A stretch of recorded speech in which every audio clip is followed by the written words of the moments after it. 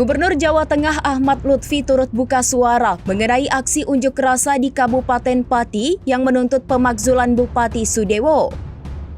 Demo yang digelar pada Rabu 13 Agustus 2025 itu memicu perhatian publik karena skalanya yang besar dan berujung ricuh. Ahmad Lutfi tidak menjawab secara langsung saat dimintai komentar soal desakan agar Bupati Pati mundur.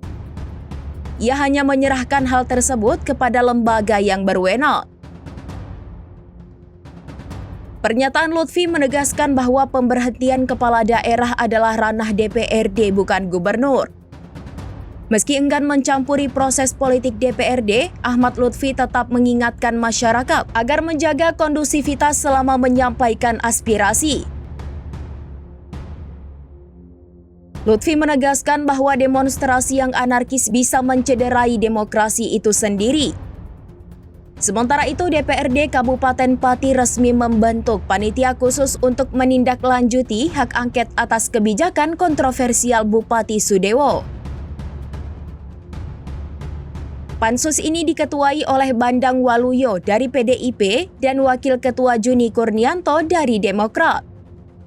Mereka akan menelusuri dugaan pelanggaran dan menyampaikan laporan resmi ke DPRD.